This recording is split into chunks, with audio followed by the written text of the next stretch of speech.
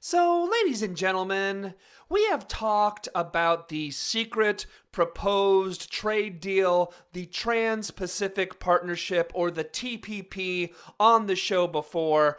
We've talked about how it's being drafted entirely in secret. Not only is it being kept from the public, but it's also being kept from members of Congress who are only allowed to see parts of the proposed deal, and even when they look at just those parts, it's under watch and under security. They're being told they're not allowed to talk about the small parts they're allowed to see with the public. Congress is not even allowed to see it. However, the truth is, it's actually being written and commented on and shaped by 600 corporate advisors who do actually have access to this trade deal that can affect the entire planet. We've learned about it not through any type of transparent government. Oh no, but we've actually learned about it through leaks of drafts that have come out. We found from the leaks earlier last year, we found that the TPP would allow corporations to sue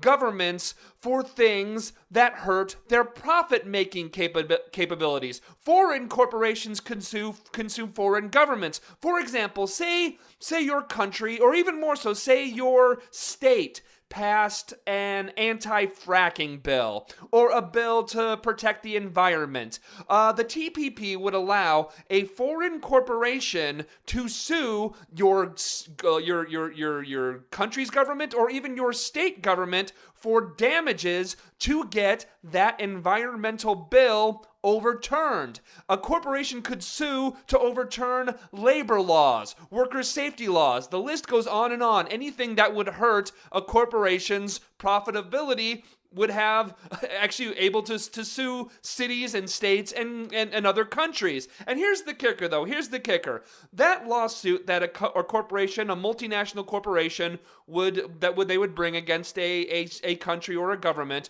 wouldn't actually go to a normal court with a jury of your peers or something like that. Oh no, courts, those are so old school. Courts are so 1999 or something like that. No, the corporate suit against a country or a community that was brought by a multinational corporation would actually it wouldn't go to a court, it would go to an international trade tribunal. What would that consist of, you ask? What is an international trade tribunal? Well, it wouldn't be judges. It would consist of corporate lawyers on leave from their multinational corporations. Gee, I wonder who they would side with most of the time. What this bill is, what this trade pact is a corporate coup d'etat, not just of countries, but essentially of the entire planet. It really is. I mean, like, if you think corporations have too much power now, just wait until this trade pact actually gets passed. So this week, WikiLeaks actually obtained and published one of the chapters of the proposed trade deal, along with the positions of the countries that are in negotiations. It actually shows, surprise, surprise, that the United States is actually the most aggressive in pursuing the new copyright and patent laws and different types of enforcement for those things. So you remember how about a year and a half ago, I guess, well, maybe a year ago, we fought back and we won against SOPA and PIPA, those two horrible bills that would destroy the internet as we know it. Well, I hate to tell you this, folks, but a lot of the horrible aspects of SOPA and PIPA are actually back, and they're in the TPP. The TPP would also make it harder and more expensive for cheaper generic medicines and medical devices to be used around the globe. It extends patents and thus restricts life-saving drugs and equipment from being used affordably. It would affect market regulations for stuff like trading and derivatives, because we have far too much of that, right? We have far too much. Wall Street has far too little control of our planet right now, and it's just a taste. It's just a taste of actually what we've got leaked to us, because again, this all is being done in secret, but this is some of the stuff that's actually been leaked out. These latest leaks this week come ahead of next week's Trans-Pacific Partnership Summit that is taking place in Salt Lake City, Utah. If anyone's listening in Salt Lake City, Utah, or in the area, it'd be a good time to go protest and actually show some resistance to this horrible bill. It's taking place in Salt Lake City, but this is a horrible, horrible trade agreement. It is awful. It has been called NAFTA on steroids. And it's even more disturbing. The leaked language on this trade pact actually would allow future countries to easily sign onto the agreement in the future. Right now, it has like 12 countries that are involved in it. But the way it's written, it's actually open sourced essentially. So pretty much any country in the future could easily just snap and sign on to the thing. And here's the funny thing. Here's the funny thing about this whole trade pact. I mean, it's not funny, it's tragic. But if you don't remember President Barack Obama, who is pushing this bill right now, who's pushing this trade pact, President Barack Obama in 2008, before he was President Obama, when he was then Senator Obama, campaigning to be President of the United States, in 2008 when Obama was campaigning, he campaigned heavily against NAFTA. He promised on the campaign trail that he would renegotiate NAFTA. Hell, don't take my word for it. Let's listen to a couple clips of then campaigner Senator Obama in the Democratic primary debates talking about NAFTA. Take a listen. I would immediately call the President of Mexico, the President of Canada, to try to amend NAFTA, because I think that we can get labor agreements in that agreement right now. And it should reflect the basic principle that our trade agreements should not just be good for Wall Street, it should also be good for Main Street. And the problem that we've had is that we've had corporate lobbyists oftentimes involved in negotiating these trade agreements, but the AFL-CIO hasn't been involved. Ordinary working people have not been involved. And we've got to make sure that our agreements are good for everybody, because globalization right now is creating winners and losers. But the problem is it's the same winners and the same losers each and every time. Yeah, well, Mr. President, the AFL-CIO isn't involved with the TPP, nor, oddly enough, are ordinary working people. Lobbyists, however, are involved. In fact, corporate lobbyists are the only ones who have actually been able to read the entire damn bill. What's even more somewhat tragically funny about this, in addition to the Iraq War, NAFTA was actually an area that Barack Obama was actually very successful in attacking Hillary Clinton on in the campaign, since her husband, Bill Clinton, signed NAFTA. He's the one who actually signed NAFTA. It wasn't George W. Bush, folks. NAFTA is a Bill Clinton trade pact, and also Hillary had actually spoken out in favor of it. Let's take a listen to Barack Obama talking about Hillary Clinton and NAFTA. And it is absolutely true that NAFTA was a mistake. I know that Hillary, on occasion, has said that this was, just last year, said this was a boon to the economy. I think it has been devastating because our trade agreements did not have labor standards and environmental standards that would assure that workers in the U.S. were getting a square deal. Again, that was 2008's version of Barack Obama. 2008's Obama says that NAFTA is a mistake that he has done absolutely nothing to remedy, a mistake that he is actually trying to make worse with the TPP. Man, if I were Hillary, I would be pissed. And look, not to defend Hillary on this. I mean, she and Bill Clinton were both horribly, horribly wrong about NAFTA, but I'd be pissed. And I'd also be pissed about that quote, and also this other quote, another version of 2008 Obama that he said in another Democratic primary debate. Take a listen. I think that it is inaccurate for Senator Clinton to say that she's always opposed NAFTA.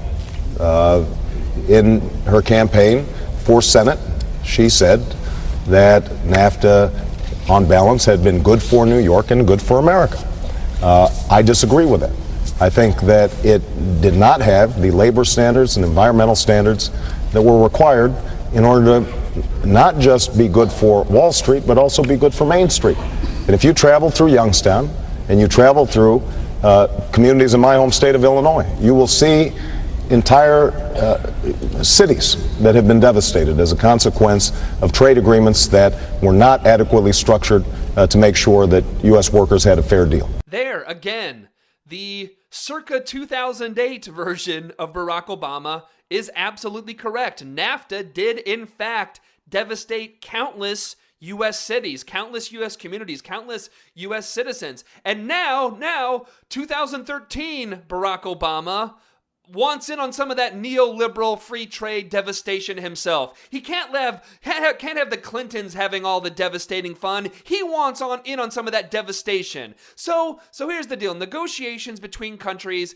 are going to continue next week, as we said, in Salt Lake City. But here's the deal, folks. President Barack Obama actually wants this trade bill done by the end of the year, by the end of 2003, which is about a month and a half from now. So what he wants Congress to do is to grant him fast-track authority that would prevent Congress from discussing or amending any single part of the treaty. That sounds like a good idea, right? Congress just signing away any type of amendments or anything like that. And here's the deal. Here's the deal. This is, again, a secret trade pact that Congress can't discuss or amend, and Congress can't even read the pact before they decide to sign away their authority. It's democracy in action, isn't it? It's beautiful, huh? Isn't it? This is clearly how democracy is supposed to work. What's interesting, though, what's actually interesting about this whole thing is there actually is a chance, in my opinion, to derail this, oddly enough, in the House of Representatives. There actually may be enough progressives who realize that NAFTA was a horrible mistake, which actually cost Democrats a ton. Like Barack Obama circa 2008 said, there might be enough progressives in the House who will align, oddly enough, with Tea Party members who just instinctively reject every single solitary thing that Barack Obama says. Reading from Mother Jones, quote, 151 House Democrats and 23 Republicans, many of them Tea Partiers, wrote letters to the administration saying this time they are unwilling to give the president carte blanche to diplomatically legislate, end quote. All right, look, I can hear some of you now, some of you who instinctively say we can never say anything to any Tea Party member ever. There are some of you who do that. But let me tell you something, my progressive friends.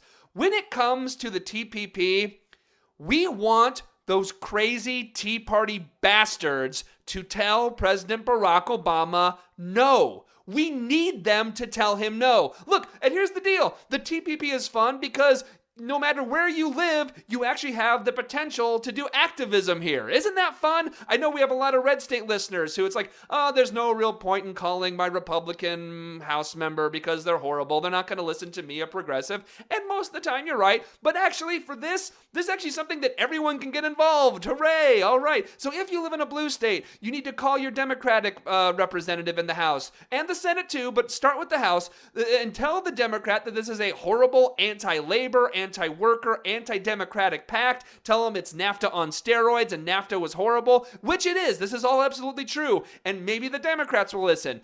However, if you live in a red state, you can call and tell your Republican congressperson that they better not go along with the socialist, Marxist, communist, Kenyan, Muslim Obama on the TPP. You can tell them that. No matter what, you can call your congressperson. Tell them, number one, you don't support the TPP, the Trans-Pacific Partnership, but specifically, too, you especially do not support them fast-tracking the agreement without congressional input. And look, in this case, if you actually do live in a red state, and again, I come from Nebraska originally, I know crazy red states. If you live in a red state, you actually have a chance with this to make those crazy, sexist, racist Tea Party bastards actually do the right thing. Granted, they will be doing it entirely for the wrong reason, but ultimately the result is still the right thing. So make that call. We'll be right back.